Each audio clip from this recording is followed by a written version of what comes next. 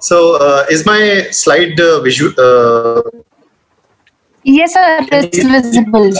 Is it visible? Yes, sir. Okay. So, good evening, everyone. So, Daljeet has made my work very easy. So, she has basically talked about everything. And if you do all those things right, you won't be needing this presentation. So, the concepts are very clear. When the current moves towards the recording electrode or the positive pole, it inflicts a positive deflection. If it's moving perpendicular, it's nothing. If it's moving away from it, it's a negative deflection. So it's a basic cardinal rule of ECG system. The lead systems, it's very important just in few slides to go about where different leads are and where the positive and negative poles are. It's important because whenever there is some lead reversals, entire lead depends upon where your electrodes are placed. So the convention was that you put one electrode on the right arm, one electrode on the left arm, and one electrode in the left leg, and right leg was used as a grounding electrode. So this will generate your hexaxial reference frame and your limb lead ECGs. So this was how the entire thing was connected. So if you see this cartoon on the left side, there's a one RA lead, one LA lead, and one left leg lead. And then various chest leads are there. Even if you take the chest leads away, all these three leads are combined into a negative terminal, which we call is a Wilson central terminus. And the positive pole from the RA, all these positive pole from RA, LA, and left lower limb will be serving as the lead 1, lead 2, lead 3, AVL, AVR, AVF positive pole. The positive interrogation pole, and the negative portion of all these will be combined into a Wilson central terminus. So if you see this cartoon on the left side, you'll see that in Wilson central terminus, the negative portion is formed by all the limb leads, and the exploring electrode is the all your chest electrodes. So this gives rise to either augmented limb lead if you add some resistance to it, or the usual chest leads. Now, this is the hexaxial reference frame. You have to remember these positive markings and these negative markings. So a very easy way, or the easy way to remember is just remember this triangle. Lead 1, lead 2, lead 3. Positive, negative, negative, positive. So if you remember this, then everything becomes easy. You don't need not remember all the angles of this. So this, Daljeet has also already spoken about where we put our usual lead. So you have to remember where to put our usual lead. So how to identify if things are not right? So what can go wrong? What can go wrong? Either your ECG is your limb leads or your chest leads. The leads are not at correct places. So you are recording good quality electrogram, but it's not right interpretation of what's going on. There can be artifacts, or there can be something pseudo artifacts. So what to look for to see the correctness of an ECG? So let's not talk about artifacts. I'm talking about there's no artifact. So first of all, you have to see how's your patient. For example, if your patient is having Parkinson's disease and shaking, or essential tremors and shaking, and you're recording a VT. So always see your patient. The correctness of ECG is very important. Secondly, you know, in the night, your system will call patient is having VT-VF and your patient is actually drinking tea. So the clinical setting is very important whenever you are examining or interrogating a ECG. So the questions to ask are the limb leads set up correctly? Are the chest leads set up correctly? Is the ECG free of the artifacts? What is the fastest way to see the limb leads, whether they are connected properly or not? So there are some hallmarks of a normal ECG. So there are exceptions, but we are talking about 95% of the cases. So the hallmarks are that AVR is usually negative, lead 1 is usually positive, and there is a grouping. So grouping is 2, 3 AVF will kind of look same because they are all inferior leads, and 1 AVL will kind of look same because they look more towards the lateral side of the heart. So there is a grouping pattern. AVR should be negative and lead 1 should be positive. These are the usual things which we most commonly see in an ECG. And similarly, when you most commonly see a chest lead, you see a R-wave progression. So there will be age variation, for example, in pediatric group because of the pre-existing right ventricular hypertrophy, which is regressing. You will see bigger R waves in the right-sided leads, or V1, V2. But otherwise, in an adult, there is a usual R wave progression. There is a very small R wave in V1, V2, and then gradually the R wave progress. and the R wave becomes from small to tall. So this is, if you remember these usual hallmarks, if you see anything away from that, always look for the correctness of the the lead connection. And then you see the baseline shifts, frequency variation, and the artifact. So if it should be free of all those things. So let's talk about lead reversals and misplacement. So lead reversal is a technical term which is between two limbs. However, misplacement is a more general term because you can literally screw up all the leads. So it's just not reversals. So this is a classical example of one of our patients, a 50-year-old male, diabetic, TVD, post-CAPG, post-op day 2, rise in cardiac enzymes, and they were worried about, which graft has blocked and if the graft has blocked or not. Now, something is not right here. If you see here, chest leads, okay, they are progressing. It's not as good as it should be, but remember, post-op CABG, the whole chest is strapped, so you might not get correct ECG positions. Well, what is happening on the limb leads? So lead 1 and AVL, and so lead 2 and AVF look completely different from what lead 3 looks, and lead 3 looks opposite of what it should look. So here the clinching point was that lead 3 has negative P waves and it looks kind of reflected, or the mirror opposite. So if you see the ST elevation will exactly look like this. And if you apply this thing, and if you have gone through what the lead reversals can do, then you will immediately pick that if left arm and left leg leads are reversed, you will have similar thing. So your lead 2 and AVF are actually 1 and AVL, and lead 1 and AVL are actually 2 and AVF, and lead 3 is reversed. So this will be the correct ECG. So this is the correct ECG after just putting the leads back. So left arm, left leg. Once you correct, you will see that lead 1 and AVF, lead 1 and AVL are not now looking together. 2, 3 AVF are looking kind of exactly same. And you can see that inferior surface of the heart is receiving less blood. So probably, inferior surface of the heart is involved. On the other hand, if you see here, it's not making sense. So lead 1 and AVL are showing different things. 2 and AVF are not going together with what lead 3 is showing, and it's not corroborating. 1 AVL and lead 3 are not corroborating. So these things will help you find out what is wrong. So this is how the correct ECG should look like. So just my cartoon diagram of how this lead was inverted. So I'll come back to this cartoon diagram. So let's talk about the lead reversals. Now, I mentioned about the Einthoven equilateral triangle. So this is on the left side, you will see a normal equilateral triangle where all the leads are connected absolutely right. So RA and LA are where they should be. So near the RA will be your AVR, near the LA will be your AVL, near the left lower limb will be your AVF. Now, what will happen if we put the left arm and right arm exchange or reversal? So what will happen? The left arm will go this side and the right arm will go this side. Now, all you have to do is just flip the triangle. So this blue arrow is your axis of flip. So remember, your AVF is your axis of flip, and just everything becomes opposite. So where lead 2 should be, now it will be lead 3.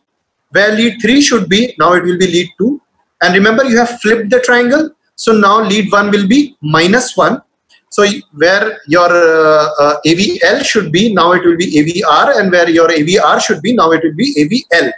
So your entire triangle has been flipped upon the axis of AVF. And remember, AVF will not change because nothing changed. It has been flipped upon the axis of AVF. So lead 1 becomes -1. Lead 2 and 3 are interchanged. AVL, AVR are interchanged. AVF remains AVF, and this is your axis of the flip. So this is how your ECG will look like. This is a LA-RA reversal. So remember, whenever you see lead 1 opposite, lead 1 is measuring between left arm and right arm. So whenever it's opposite, always think about that, whether it's not reversed or it is not flipped. So lead 1 negative, always check for left arm, right arm reversal. So other things which you'll see is 2 and 3 reversed, which is very difficult to find out if 2 and 3 are reversed. But something which is very peculiar to pick is AVL and AVR are reversed. Now, usually what happens in this case, AVL is negative. But usually what happens is one in lead AVL is usually positive. So if your AVR is positive and your lead 1 is negative, always think about left arm and left arm and right arm reversal. So left arm, right arm reversal may stimulate a dextrocardia, again because of the same reason, because your entire thing is flipped. It's like situs inversus. However, in contrast to dextrocardia, your chest leads will be completely not involved. So your R wave progression will be absolutely normal. Whereas in true dextrocardia, in chest leads, your R wave progression will be poor. So this is how your corrected RA-LA lead reversal will look like. Now this is our case. This is our case, which I showed you example. So left arm, left limb, left lower limb reversal. So this is a normal triangle. All you have to do in between the left arm and left leg, just flip the entire triangle around AVR. So this is your axis of flip and you just flip the triangle. So your lead 1 will come down, your lead 2 will come up. It has been flipped. Lead 3 will become flipped and it will become -3. So lead 3 will become -3. Where AVL should be, AVF goes, and where AVF should be, AVL comes to AVF. And AVR does not change because this is your axis of flip. So your ECG will look somewhat like this. So remember, AVR is your axis of flip. It does not change. Lead 1 becomes lead 2 because it has flipped along the AVR. Lead 3 becomes -3. So whenever you have isolated lead 3 reversal, always think of left arm, left lower limb lead reversal. And AVF and AVL will be flipped. So this is, I'm sorry, this should be AVL. So you can see here AVF and AVL are flipped. So this is how it would look like. Similarly, quickly, in the right arm, left leg reversal, what will happen? Same thing. Over here, the axis of the flip will be AVL. So along the AVL, you just flip your triangle. So if you flip your triangle, what will happen? Now, remember, RA on the left side, you have negative pole. Again, on the lower limb, you have negative pole. So when you are flipping this, both your leads will be flipped. So lead 1 will become lead 3 and lead 3 will become lead 1. However, they will also be flipped pole-wise. So it will become negative. So, and lead 2 will become negative because it has been flipped along its axis. AVL will become AVR and AVF will become, AVL will remain the same because this is the axis of the flip, and AVL and AVF will be exchanged.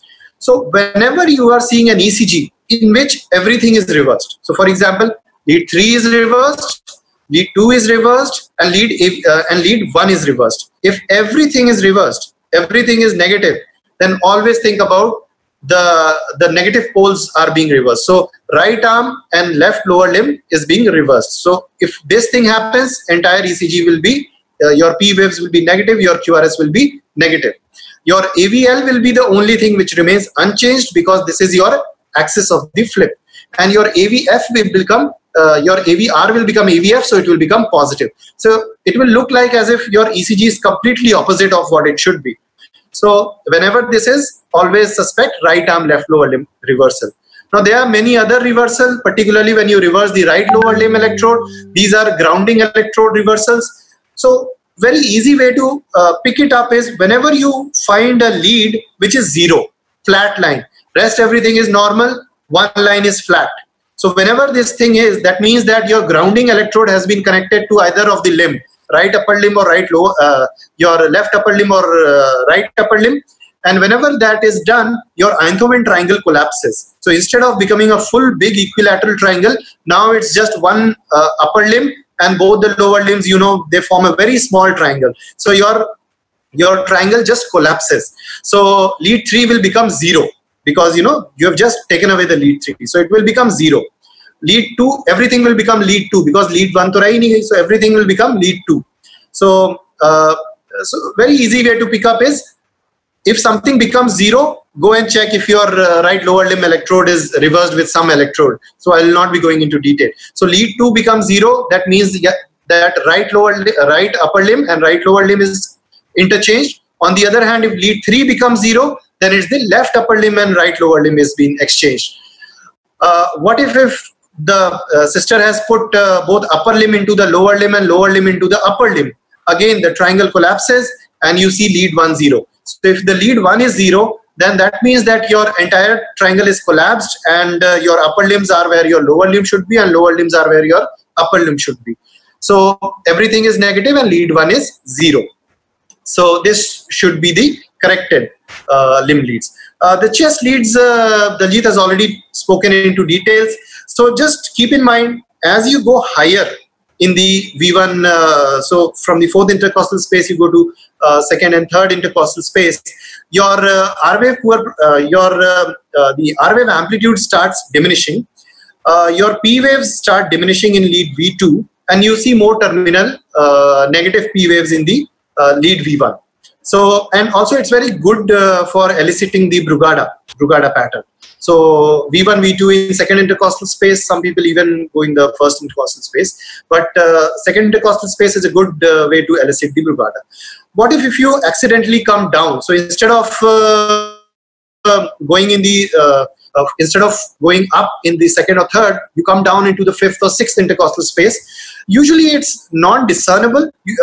R-wave amplitude usually increases by 0.1 in the chest leads, but usually it's not discernible up to 1 or 2 electrodes.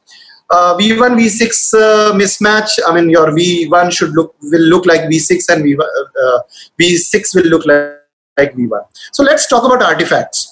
Now, sources of artifacts. Now, there can be some, very interesting artifacts can be there, and they are most common causes of, debates and discussions. So there can be some internal artifacts and external artifacts. So internal artifacts are myopotentials, fasciculations in a patient, rigors, tremors, Parkinson essential tremor, shivering, IABP, compression pump, electronic devices, neurostimulators, deep brain stimulators.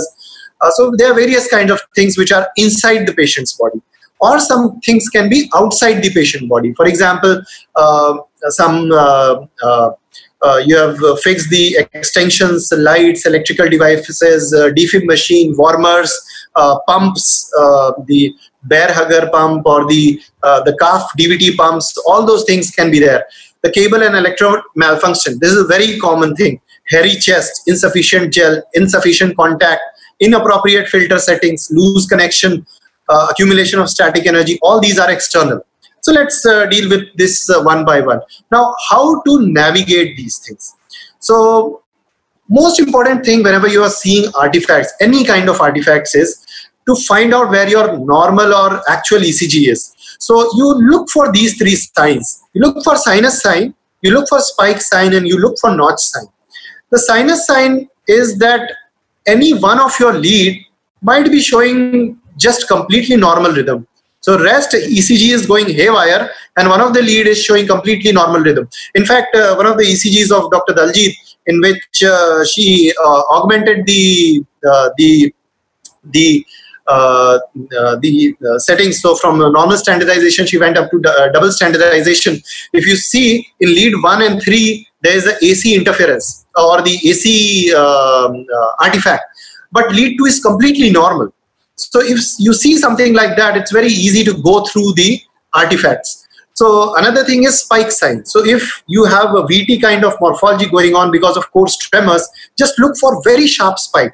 Now, as Daljit mentioned, it's a high frequency amplitude as compared to a limb movement which will be a lower frequency amplitude. So if you see a regular high frequency amplitude like spikes going through the low frequency movement artifacts, then that is your spike sign. Another thing is similar kind of spike sign, but your spikes are not that apparent. Instead of spike, you see notches. So regular notches on a movement artifact will be your notch sign. So how do you look for it? So this is the sinus sign. You know, the things are going haywire in lead 1, 2 and AVL, AVF, whereas lead 3 is completely normal. So this is different from what we saw in Daljit's ECG. So over here what is happening is something is involving lead 1 and lead 2 and not involving lead 3. So what is that thing which, so lead 3 is formed by your left means they are not involved. That is why you are not seeing any artifact here. On the other hand, right arm is involved in the tremor. So this patient is having tremors in the right arm. So if the right arm is having tremor, your lead 1 will be involved because it has a right arm, and your lead 2 will be involved because again it has a right arm input to it. Whereas lead 3. Avinash, Your voice is breaking. Okay, just a minute. Is it audible now? No, sir, it's still cracking. Just a minute. My thing is correct. I'm connected. Is it now okay? Hello? Is it now okay? Not really, sir. We cannot hear you properly. Okay. So should I log back again? I think that should work. Am I audible now? Sir, you're audible, but your voice is very feeble and very cracky. Okay, just a minute. Let me join back again. Okay. Sure, sir.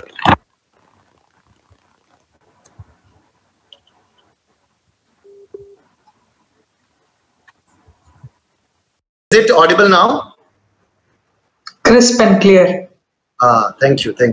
Hello. Yes, sir. So I was on this slide. So what I was showing was that if your lead 3 is completely free, that means that the limb involved in the lead 3 is not involved in the tremors. So that means that it's the RA electrode which is involved, and that is why your lead 1 and 2 are showing interference. So in the lead ECG, lead 1 and 3 were showing interference and lead 2 was okay. That means your left upper limb was involved and not the left lower limb. This is the spike sign which I was talking about. Sometimes this might be reported as a VT, but if you see your spikes, they are just moving through.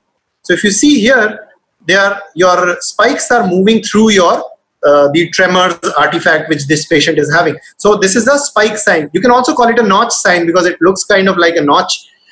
So this is again a notch or a spike sign, where from a coarse movement tremor, you can see your notch or spike which is just going through these coarse artifacts. So this is a tremor artifact. So whenever there is a tremor artifact, sometimes patient might be doing something with that arm. So like here in this case, he might be doing something with his left arm. That is why you're getting more tremors. So sometimes patient is having one tremor, intentional tremor. So using left arm, intentional tremor, right arm, no tremor. So whenever you see this kind of artifact, this is not an external artifact because your leads are different. You can have external artifact like this also, but it means that some lead is involved or some limb is involved. Now, what is happening here? Now, this patient is having both.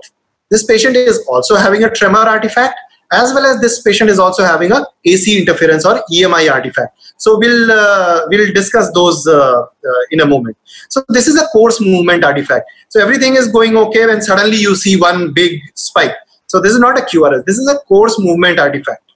So again, if you see which arm of the patient moved, left or the right, so it's the left arm which moved because lead 1 and 3 are showing and lead 2 is completely okay. So it's the left arm which just had a jerk or something like that.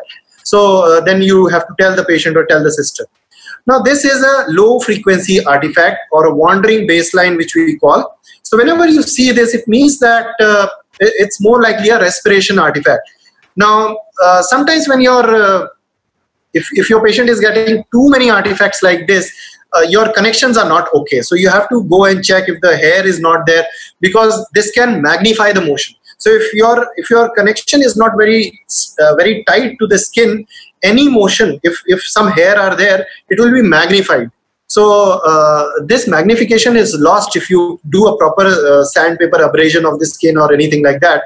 So this thing will be completely taken care of. Or you can ask the patient to stop breathing for a moment, So wandering baseline or patient movement baseline. So all you have to do is ask the patient, don't move, keep still, and particularly don't talk. Some patients are in a habit of talking. So if they are talking, you have to tell them just stop talking and let us take the ECG for 10 seconds. This is again a transport. So whenever you are, so this is very important. Most of it, sometimes your technician will turn on the AED while shifting a patient from emergency to your cath lab or wherever you are shifting. And if the AED is on and patient is having this kind of transport artifacts, a coarse movement like jittery artifacts, it will be sensed as VT and patient will be shocked. So you have to stop the transport, see if some leads are having a too much movement, and if too much movement is there, you have to get rid of the movement, and please turn off the automatic mode. Otherwise, your patient will get a shock. This is a tremor artifact. Now, if a patient is having a shivering, intense shivering, this kind of artifact will be there. Sometimes these artifacts, these tremors, high frequency tremor artifacts are detected as SVTs. In fact, people have given adenosine for this kind of artifacts. So what you have to do to get rid of these artifacts is get rid of the tremors first. Sometimes abraded skin and a very, very tight contact with the skin can get rid of this, but unless your patient is without tremor or shivering free, you won't be able to have a good ECG recorded in this. Now, this is a muscle tension artifact. Now, this is different from EMI. Muscle tension artifact is kind of a fasciculation.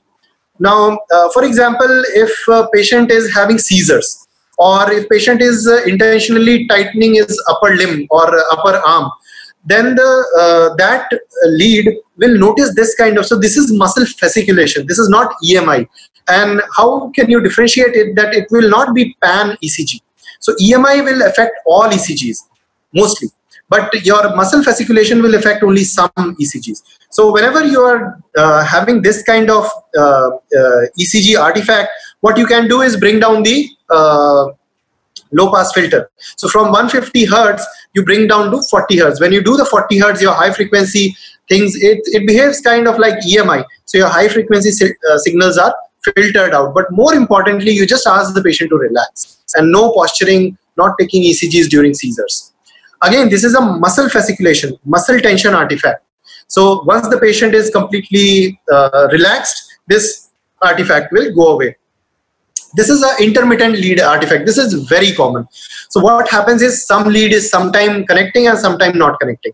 So, old leads not getting changed, or if you use a stick-on lead, if you are getting something like this, sometimes one lead is coming and getting off, you have to get a proper contact there. Do a shaving there. To do a shaving, and then this kind of intermittent lead artifact will not be there. So you have to do this. Also very important, if sometimes there's a lot of oil or sweat or grit there, you have to do alcohol wipe to get those area absolutely free of oil. Only then your ECG electrode and the gel will stick there. Otherwise, it will not stick there. Now, this is a EMI. This is a classical EMI. It will be 60 Hertz, 100 Hertz, 150 Hertz. And this is what it will look like. Your entire baseline will become very broad. If something is happening there, that means you are having some source of EMI current leaking there. Now, how to get rid of that EMI? The EMI, either it is because of your wherever you are taking the ECG direct connected to mains, nothing else should be connected to the same mains. Similarly, in the same room, no non-grounded electrical equipment should be connected there. Thirdly, if it is coming from magnetic interference, magnetic EMI, then you should try to remove all other electrical sources away from it as far as away possible. Remember, every EMI reduces by 10-fold because it goes by the square of distance. So try to remove as many things away, electrical things away from there as possible. And last but not the least, skin abrasion and very good contact can get rid of even this. So I'll show you how. So the main funda is, or the main dictum is, that your tissue and electrode impedance should be as low as possible. Now here, both it's a GE machine and Philips machine, nothing changes, everything is same, peristaltic pump is running, it's a source of EMI. Only thing is there in the above lead, the tissue, electrode and skin connection is very good. The skin has been proper prepped and the skin impedance is very low. It's just 5 kilo ohms. Whereas in the lower ECG, it has been measured in a study. So that the electrode and the skin impedance is 100 ohms. So what 100 kilo ohms means? it is a very bad contact. So oil is there, it's not sticking properly, hair is there. So you are having a lot of resistance to the current flow. If you are having a lot of current resistance to the current flow, all your EMI and your artifacts are magnified. On the other hand, by the amplifier. On the other hand, if you have very good contact, just 5 kilo ohm resistance, then your EMIs can be reduced by good contact. Similarly, again, this is before skin prep. Same patient, peristaltic pump now running. This is without peristaltic pump, with peristaltic pump running. You see so many artifacts. Now nothing has been done, only the skin has been prepped, and then the electrode has been attached, and you can see all the, and the pump or the motor is still running, and still you see no interference. Why? Because now the amplifier is not magnifying those things. So your signal to noise ratio is much improved. So it's all about signal to noise ratio when the amplification is happening. So similarly over here, so this is another example of using the filtering to reduce the EMI so that your signal to noise amplification is maintained. So most EMIs, like here, all the channels can have different hertz of EMI. For example, it's not necessary that lead 1 and lead 3 will have same level of EMI. So over here, lead 3 is having less EMI as compared to the other leads. So most of the EMIs is between 60 to 100 hertz. If you see here, nothing has been done. Is the same patient. All it has been done is reduce the low pass filter to 40 hertz. So instead of, if you see the signal frequency, the maximum EMI is 100 hertz EMI. So what we have done, reduce the filter to 40 hertz. Once you reduce the filter to 40 hertz, major chunk of EMI has been taken care of. So low pass filter has been reduced. Same thing here. The low pass filter over here was 100 hertz. Now remember, as Daljit was telling you, it's important to have a high fidelity ECG. So for high fidelity ECG, you will like to keep by default your low pass filters at 100 or 150 hertz, particularly for pediatric ECGs. But if you are getting a lot of EMIs, you have full freedom to reduce the low pass filter to 40 hertz. How to do that? Just go in your diagnostic mode in the ECG, and in the diagnostic mode, there is an option to reduce the low pass filter from 100 hertz to as low as you want. So what frequency is seen by ECG? Daljit has already mentioned. So this is what we are concerned with. So everything is between 0 to, mostly between 0 to 40 hertz, the usual complexes. I'm not talking about the epsilon wave or the signal average ECG and things like that. So those blips and notches, they will be certainly missed if you keep your low pass filter to 40 hertz. But this is a fail-safe. So what should be the filter setting? By default, it should be 0.05 to 150 hertz if you want the best signal, best high fidelity signal. But if you're having a lot of EMIs or a lot of other motion artifacts, then you can reduce your low filter from 100 hertz to 40 hertz. Similarly, you can increase your, if you are having a low motion or respiration artifacts, increase your high pass filter from 0.5 to from 0.05 to 0.5 hertz. Again, this is a deep brain stimulator artifact. It's an EMI. You reduce your low pass filter and you will get a good ECG. Neuromodulation devices, these are spinal cord stimulators or various muscle stimulators. Then again, you will be having our peristaltic stimulators or these muscle stimulators give rise to this kind of thing. So reduce your filter setting and you will get a good potential. Now this is a myopotential. If you see lead 1 and lead 3, you are getting a myopotential. So other leads will be completely fine. It's not EMI, although it's fasciculation seen over there. So patient is having a lot of stiffness, or he's posturing his right upper limb. So that is why you're getting this kind of artifact. You just ask the patient to relax and it won't be there. So this is again a EMI or a grounding artifact related to a specific lead where the other leads are completely free. All you have to do is make sure that these leads have a very good contact. This is very important source. Just ask your patient to remove his mobile phone away from the ECG. So this is a GSM mobile phone artifact. CDMA works at a very higher frequency, so you see a much more EMI-like artifact in a CDMA or the Reliance phone as compared to the usual mobile operator phone of the GSM. So identifying the culprit electrode, I have already told you. If you see something like this, then your RA electrode is there. In the chest lead, it's much easier because the individual you have a unipole. So whatever electrode or lead is giving a problem, that electrode you have to fix. There's a whole list of medical equipment based artifacts. There are IABPs and there are various things which can be there and which can give rise to various artifacts. And how you navigate your way through it is by the sinus sign, spike sign, and the notch sign. So I would like to end there. Thank you. So do we have more questions now?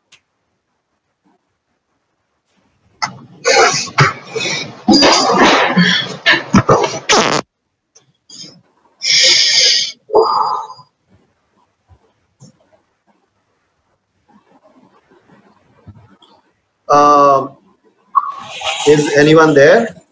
Yes, sir, you're audible, and people are also writing on chat. Yeah. I think there were a few questions initially which I have already answered, Arzu. Yes, ma'am. So I lost all my chat, because I left the talk and then came back again. So I don't have any list of the questions which were asked in the chat. So just a comment to make. Arju. Yes, sir. Am I audible? Yes, sir, you're audible. I'm sorry that I was a little late, but I must compliment Daljit and Avinash for doing a very good job. And I think this is something very basic of electrophysiology, but it creates a lot of confusion and a lot of difficulty in diagnosis. So I'm very sure the people will benefit from this talk today. And if there are any questions, I think you guys can answer that. Actually, I inflated all the way till here, but even then, the patient had very poor flow. Dr. Avinash, your mic is off. Okay, sorry, I was mute. So there's a question that limb lead reversal, how to interpret in a nutshell. So in the nutshell, there is a grouping of ECGs, of leads. So 2, 3 AVF should look similar and 1 AVL should look similar. So if you see anything which is out of way, so if 2 and 3 are looking separate and the AVF is looking separate, and similarly there is a usual pattern. So lead 1 should be positive, P wave and QRS should be positive in lead 1, and similarly in AVR should be negative. So whenever you see something which is going away from your usual patterns, then you should suspect limb lead reversal. Now, individual lead can guide you how to see the reversal. So for example, most common, the left arm and the right arm lead reversals, lead 1 will be upturned or completely reversed. So lead 1 will be negative in the negative P wave. So similarly, if you have a left arm and left lower limb reversal, your lead 3 will be upturned. And similarly, if you have a right arm and left lower limb lead reversal, your entire triangle will be negative. So your all lead will be negative. So whenever try to find out if one lead or all leads are having negative. So if one lead or all leads are having negative, so based upon those things which I told you, you can find out most of the leads. Another very important thing, if some lead is recording a flat line, so that means that your right lower limb electrode has been exchanged with any of the lead. So if everything is all right and one lead is absolutely 0, that means your triangle has collapsed. So if your triangle has collapsed, then your grounding lead, your right lower limb lead is being exchanged with either of the lead. So in nutshell, that will be it. This causing reperfusion arrhythmia. Another was sensitivity reaction to either the lytic agent or to the mefentermen. Even with mefentermen, I had one comment to make, Avinash, and thank both Daljit and Avinash. Both your presentations are fantastic. I'm Nitish here. Yeah, hi, Dr. Hi, sir. Hi, sir. be precipitated by The comment that I had was, I especially liked your how to reduce artifacts. One common thing is, I think, the skin preparation, because skin is a very important source of artifact when you record an ECG. Especially if there is a lot of hair, and especially because of skin oils. What they have said is ideally we should be using a small bit of abrasion. With previously they used to get that, but nowadays we don't get it in the ECG lab. But now one of the useful things is to use some alcohol swab. That is the best thing that you can, that can reduce because the epidermis is the source of the conduction, high impedances, and if you remove the skin oil, then that helps to basically reduce impedance and improve ECG quality. And the second important thing, which was very nicely alluded by both you and by Diljit, was the question of the electrodes. One thing we should remember is most of the electrodes that are given to us, the electrodes are, often taken out of a packet and kept loosely. They are lying inside drawers, they are lying on trolleys everywhere. So electrodes gel size. The electrode actually has to be kept in the packet with that desiccant. Because if a dry electrode also raises impedances and causes a lot of noise that you showed very nicely. And of course, it was more a comment rather than a... No, I think Nitish, you said very rightly that the skin preparation, I think, is very important, which we often forget. And the proper maintenance of those, ECG equipment, cleaning after using from one patient to another. Sometimes the jelly is on, just sticking onto those electrodes.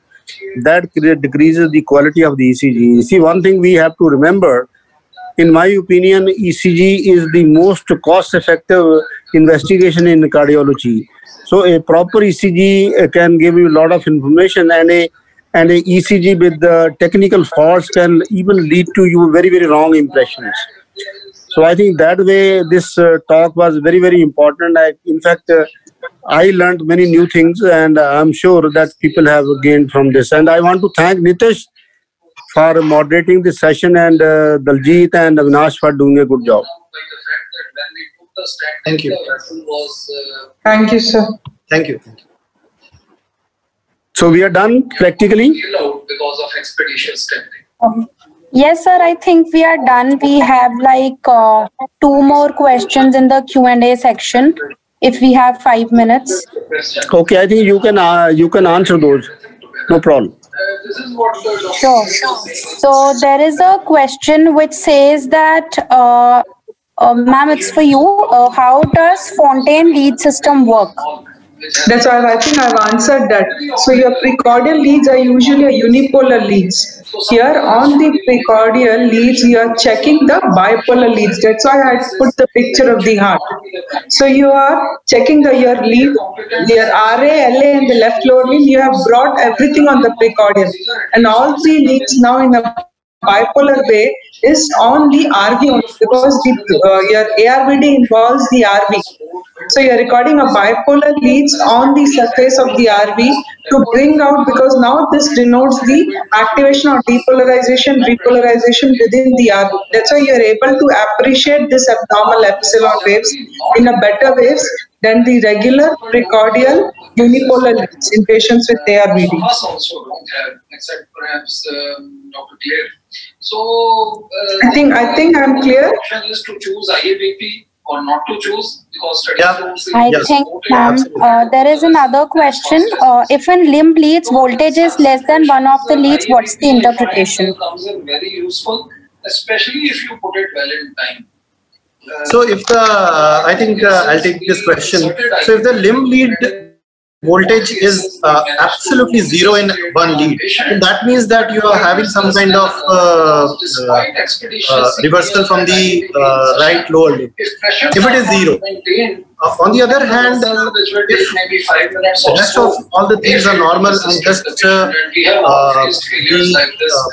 voltage is less, then you cannot take much from it. But like I told you, you have to see what the group is going with. For example, if 1 and AVL are both low, then you can have a lateral wall involvement, and that is why you are not having good R waves there. On the other hand, if only lead 2 is very small, whereas lead 3 and AVF are big, then you should always check if some lead is interchanged. So it goes in a group. Isolated one lead involvement, if it is 0, then definitely it's interchange of the right lower limb electrode. But otherwise, you should see in a group.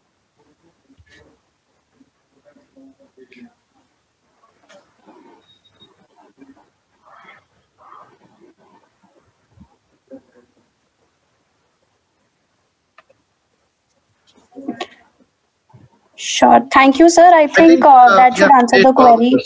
Yeah.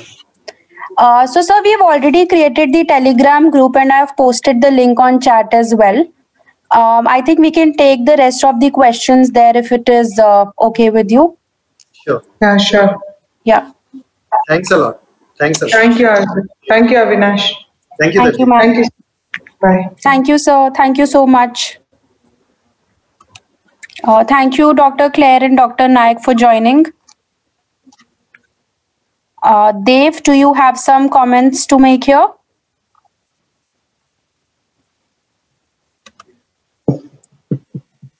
I think his connection was poor, so he may not. Ma'am, do you have anything to add for our audience? No, thank you very much. Anything, if they want a specific topic and all, they can put it, they can request you, we can present those topics. Sure, ma'am. Thank you so much. Thank you. Thank you. Thank you.